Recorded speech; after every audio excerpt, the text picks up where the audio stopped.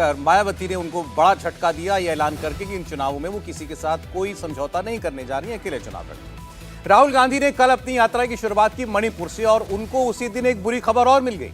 उनके पुराने साथी और जो पहले माना जाता था ना यंग ब्रिगेड, यंग टर्क्स, जिसमें राहुल गांधी के करीबी सारे नेता थे, ज्योतिरादित्य सिंधिया थे, उसके अंदर आरपीएन सिंह थे, ऐसे तमाम लोग, जितिन प्रसाद थे, सब एक एक करके छोड़ के चले गए। उसमें चौथा नाम जुड़ गया मिलिंद देवड़ा का। मिलिंद देवड़ा ने छोड़ते हुए जो बातें कही हैं वो राहुल गांधी को और ज्यादा चुभी होंगी। उन्होंने कहा कि ये जो आज की कांग्रेस पार्टी, इस पर रहते हुए मुझे घुटन हो रही थी। मिलिंद देवड़ा ये कह रहे हैं कि इस पार्टी का केवल एक लक्ष्य रह गया है, एक मोटो रह गया है कि प्रधानमंत्री नरेंद्र मोदी जो कहें, जो बोलें, उसका विरोध करो, बगैर इस बात पर विचार किए कि जो वो कह रहे हैं, कर रहे हैं, वो देश के लिए अच्छा है, नहीं है। लेकिन अगर नरेंद्र मोदी ने कहा है तो उसका उल्टा ही बोलना है, उसका उल्टा ही करना है। उन्होंने तो यहां तक कहा कि कल को अगर नरेंद्र मोदी ये भी कह दें कि कांग्रेस पार्टी बड़ी अच्छी पार्टी है, तो कांग्रेस पार्टी उसका भी विरोध करेगी कि नहीं, नरेंद्र मोदी झूठ बोल रहे हैं। ऐसा कैसे हो सकता है, कांग्रेस पार्टी अच्छी पार्टी बन जाएगी अचानक? मिलिंद देवड़ा ये भी कह रहे हैं कि इस पार्टी के अंदर सकारात्मक काम करने वालों के लिए अब कोई जगह नहीं है।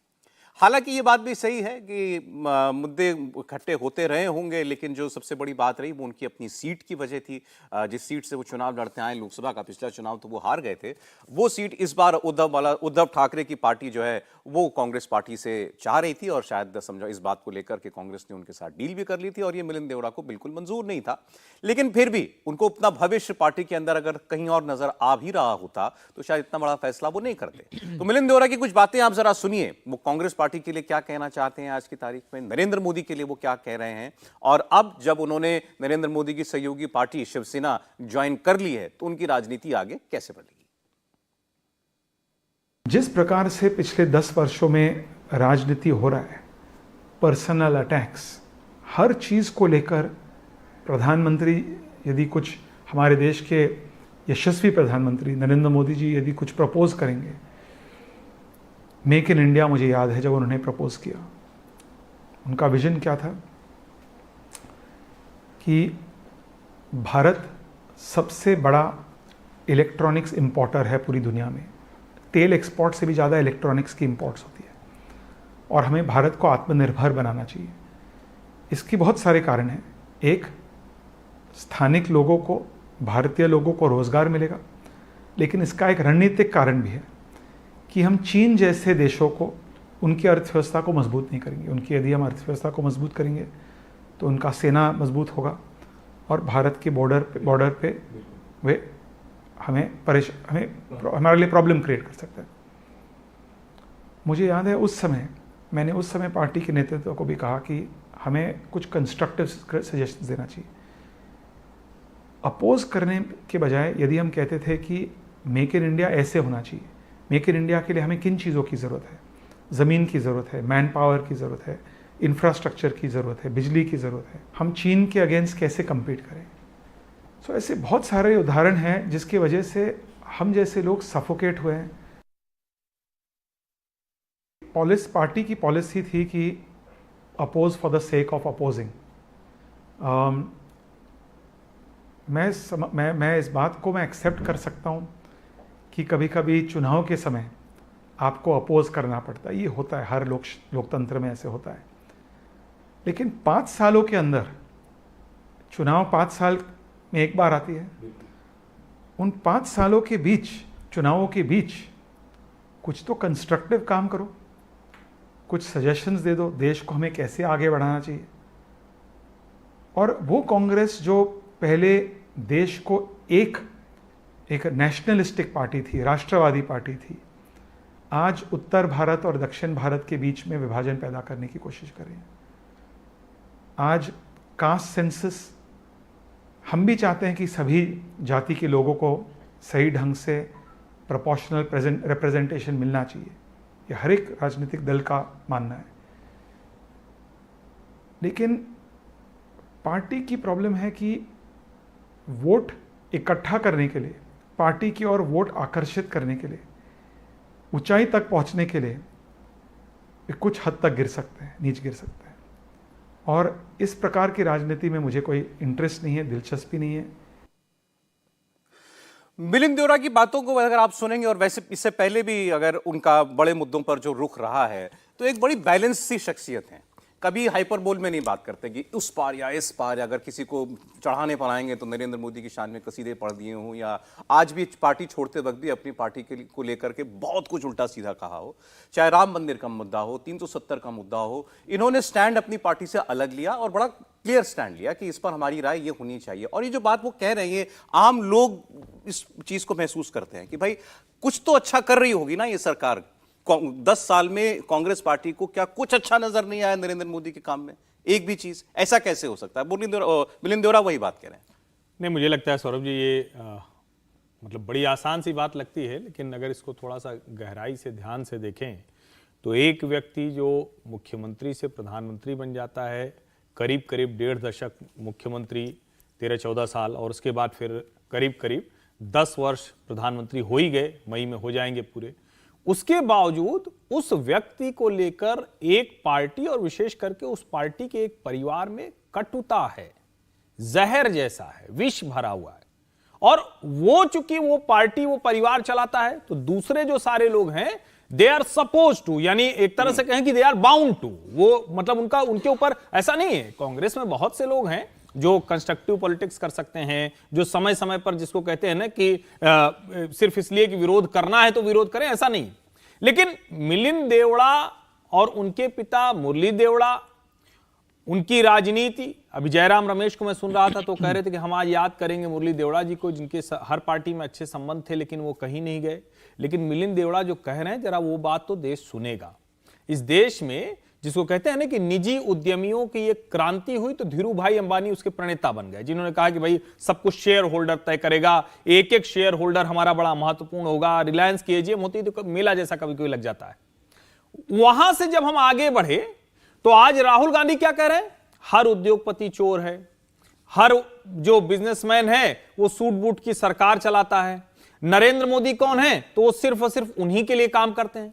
और जब मिलिंद देवड़ा कह रहे हैं कि भाई आप इस तरह से कह के देश की प्रोडक्टिविटी, देश के आउटपुट, देश में रोजगार, देश में जो एक माहौल है उसी को ध्वस्त कर रहे हो।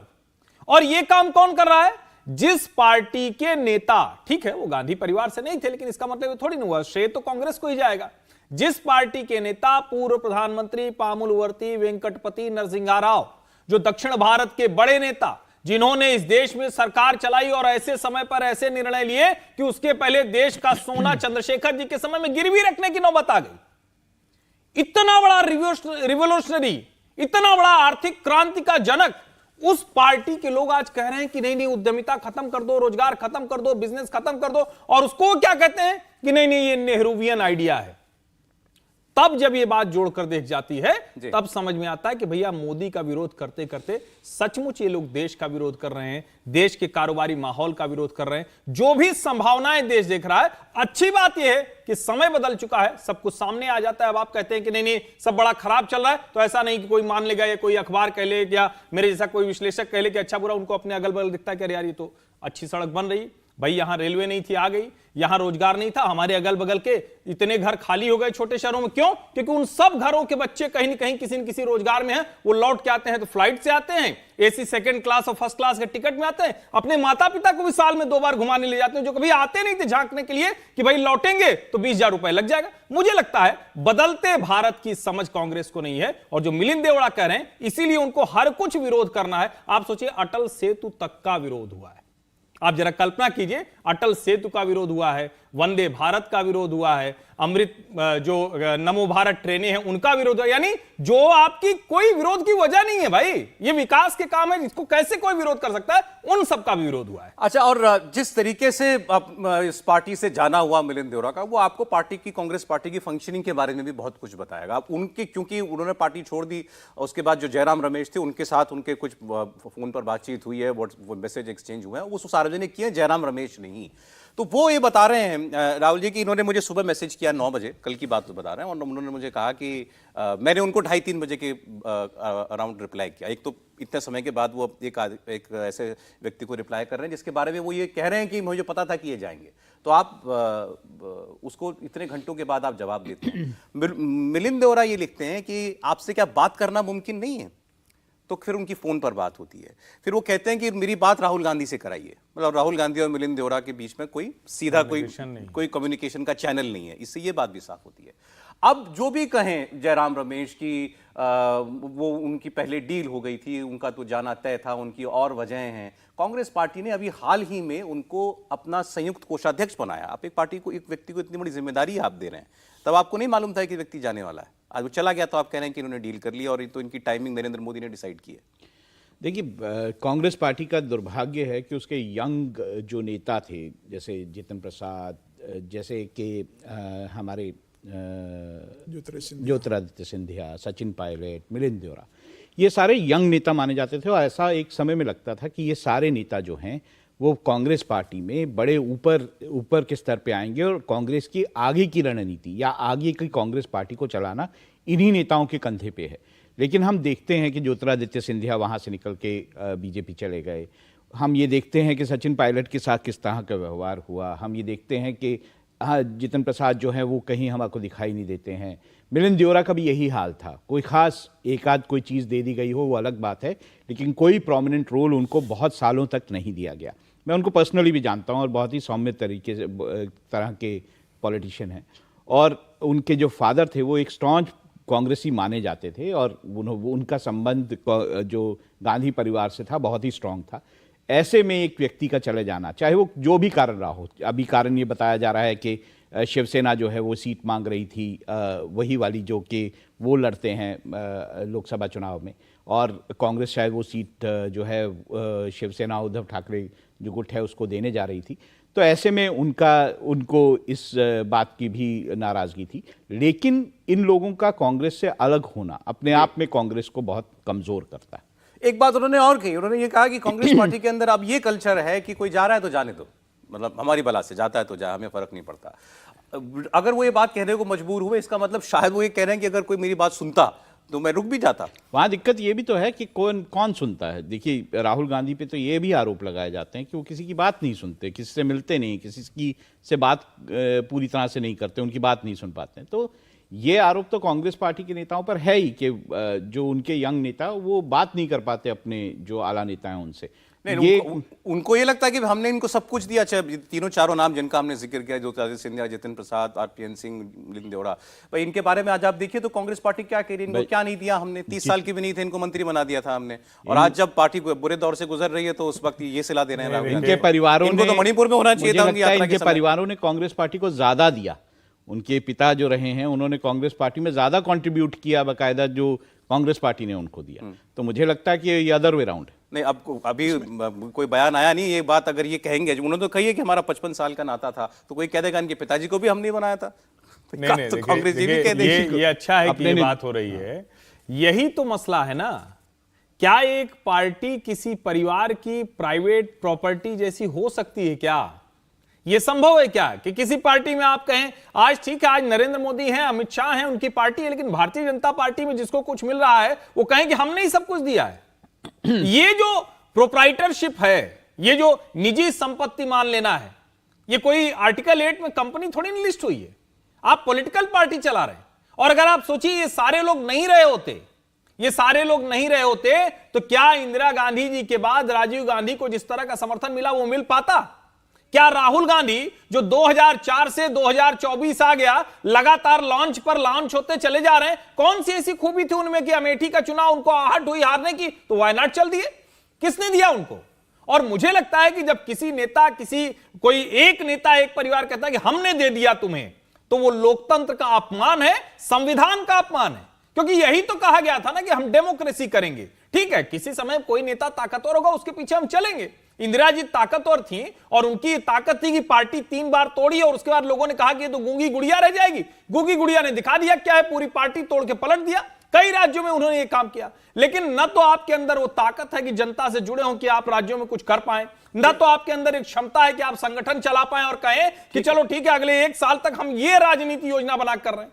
आपको लगता है कि जो भी कांग्रेस पार्टी में है वो सब आपकी कृपा पे है, असली मुश्किल ये कृपा जो शब्द है ना, ये जो हमने नहीं, दिया और सब लेने वाले हर्षवर्धन जी, ही, ये ठीक है, गड़बड़ ये है। तर्क ठीक है और हर किसी को ये अधिकार है कि वो अपने भविष्य के बारे में सोचे। उनको अगर किसी पार्टी में बेहतर भविष्य दिखाई दे रहा है तो वो जाए, लेकिन इसी कांग्रेस पार्टी के स्ट्रक्चर में रहकर ही जो पाया था ना उन्होंने, अचानक आज वो स्ट्रक्चर बुरा लगने लग रहा है। देखिए, ये बात मैं भी तो सिर्फ ठीक है ना। इसको जोड़ एक देता हूं ना, मैं जोड़ इसमें देता हूं एक बार इसमें। समीर। देखिए, अगर मिलिंद की अगर राजनीति अगर देखना है देवड़ा की, तो मुझे लग रहा है कि उनके फादर की भी मुरली देवड़ा की राजनीति देखना पड़ेगी। मुरली देवड़ा कट्टर कांग्रेसी रहे। 80 में अगर 77 में महापौर बने मुंबई के, तो शिवसेना के सहयोग से बने थे। तब इंदिरा गांधी नहीं चाहते थे कि शिवसेना का सहयोग लो, उनके जिद के कारण उन्होंने सहयोग लिया। जब सोनिया गांधी कांग्रेस की अध्यक्ष बनी, वो सोनिया गांधी के पीछे पूरी ताकत से खड़े रहे। होटल ताज में जब मुंबई में पहली बार सोनिया गांधी गई, तो होटल ताज में उन्होंने डिनर ऑर्गेनाइज किया और बम्बई के टॉप पॉलिटिशियंस उसके अंदर वहां पर टॉप बिजनेसमैन उस डिनर के अंदर आए थे। और ये गोविंदा जो कांग्रेस से सांसद बने, उसको मिलवाने वाले मुरली देवड़ा थे सोनिया गांधी से कि ये बहुत अच्छा हीरो है, इसे राजनीति में हीरो बनाना है, इसको चुनाव लड़वाएंगे। और सोनिया गांधी ने कहा कि आपने अगर देख लिया है तो आप इसे टिकट फाइनल कर देना। सोनिया गांधी इतना मुरली देवड़ा पे भरोसा करती थी। और आप देखिए, मुरली देवड़ा की जब 2014 में डेथ हुई, उसकी डेथ के 6 महीने पहले सोनिया गांधी ने उन्हें राज्यसभा पे भेजा। मुरली देवड़ा ने ये कहा कि मैं बहुत बीमार हूं, मैं दिल्ली एक बार भी नहीं आ पाऊंगा। सोनिया ने कहा नहीं, फिर भी आप राज्यसभा जाइए, उन्हें फिर भी राज्य से भेजा। देखिए, मिलिंद देवड़ा को आप राजनीतिक नहीं कह सकते। उनके पिता राजनीतिक थे। मिलिंद देवड़ा एक शुद्ध व्यवसायी आदमी रहे। 10 बजे के पहले आप उससे मिल नहीं सकते। शाम की पार्टियां वो बड़े उद्योगपतियों के साथ, बड़े फिल्म स्टार के साथ, बड़े कॉर्पोरेट ग्रुप के साथ वो बड़े होटलों में मनाते रहे। कभी कार्यकर्ताओं से वो जमीन पे मिले नहीं। आप 2014 का चुनाव हारे, आप 2019 का चुनाव हारे। 2000 का हारने के बाद आपने कभी क्षेत्र के अंदर काम नहीं किया, कभी कांग्रेस के किसी बैठक में आप जाते नहीं थे। 19 का आप चुनाव हारे। 2024 का चुनाव भी वो अरविंद सावंत से मुंबई दक्षिण से चुनाव हारते ही तय था। किसी भी स्थिति में वहां से इनका राजनीतिक कैरियर खत्म हो चुका था। और राजनीतिक कैरियर के ये भी एंटाइटलमेंट की राजनीति कर रहे हैं। नहीं, दूसरा रीजन भी रहा है। अब मुरली देवड़ा के बेटे बिजनेसमैन है। इन्हें ये जिस परिवार में इनकी शादी हुई है, वह परिवार के राजनीतिक हित, व्यवसायिक हित मुंबई में बहुत ज्यादा जुड़े हुए हैं। शेट्टी परिवार से इनकी शादी हुई है। इनके दूसरे भाई की जो शादी हुई है वो थापर परिवार में हुई है। और बंबई के अंदर एक व्यवसाय की बहुत ज्यादा है। ये खुद बहुत बड़े व्यवसायी बंबई में व्यवसाय करते हैं। जिस तरह का व्यवसाय इनका बंबई के अंदर है, उन्हें सत्ता में बने रहना इनकी मजबूरी है। और ये इस बात को जानते हैं कि वह हित इनके कांग्रेस से सदेंगे नहीं। इनकी तो अभी भारतीय जनता पार्टी से बात चल रही थी 3 साल तक लगातार। देवेंद्र फडणवीस जब मुख्यमंत्री थे, कम से कम 5 बार मिले, राज्यसभा भेजा नहीं। भारतीय जनता पार्टी ने कमिट नहीं किया। भारतीय जनता पार्टी ने कहा पार्टी में आइए, इसकी कोई गारंटी नहीं हम आपको राज्यसभा में भेजेंगे। इसके कारण उनकी बात नहीं बनी। अब जब एकनाथ शिंदे ने देखा कि मुख्यमंत्री बन चुके हैं, मुंबई के अंदर के जो उनके व्यवसायी थे उनके वहां से पूरे होंगे और ये अपने व्यवसायिक हित को साधने के लिए बेसिकली गए। और हो सकता है कि उसके एकनाथ शिंदे, अभी अनिल देसाई का राज्यसभा कार्यकाल खत्म हो रहा है शिवसेना का 3 महीने के अंदर, तो हो सकता है कि एकनाथ शिंदे राज्यसभा चुनावों से पहले माहौल बनाने के लिए तो कांग्रेस पार्टी के खिलाफ एक और मुद्दा मिल गया सबको। हर्षवर्धन जी, बहुत सिर्फ है जिसको कहते हैं ना 2 लाइनों में, मुरली देवरा भी नेता थे तो वो सिर्फ इसीलिए क्योंकि कांग्रेस के लिए फंड जुटाते थे। अंबानी परिवार के सदस्य थे और मिलिंद देवरा अकेले नेता हैं जिनके लिए मुकेश अंबानी ने मुंबई दक्षिण सीट के लिए प्रचार किया था, वीडियो प्रचार किया था और किसी के लिए नहीं किया। तो अहमियत उनकी वही है। चले एक छोटा सा ब्रेक हम यहां पर लेंगे। ब्रेक के बाद लौटेंगे तो बात करेंगे उस तस्वीर की जिसको लेकर के पूरे देश में इस वक्त बड़ी उत्सुकता है जानने की कि प्रधानमंत्री आवास के अंदर आखिर गौ सेवा करते हुए जो तस्वीरें देखी गई हैं प्रधानमंत्री की, वो गाय कहां से आई, वो कौन सी खास गायें हैं जिनको चारा खिलाते, घास खिलाते प्रधानमंत्री को आपने देखा।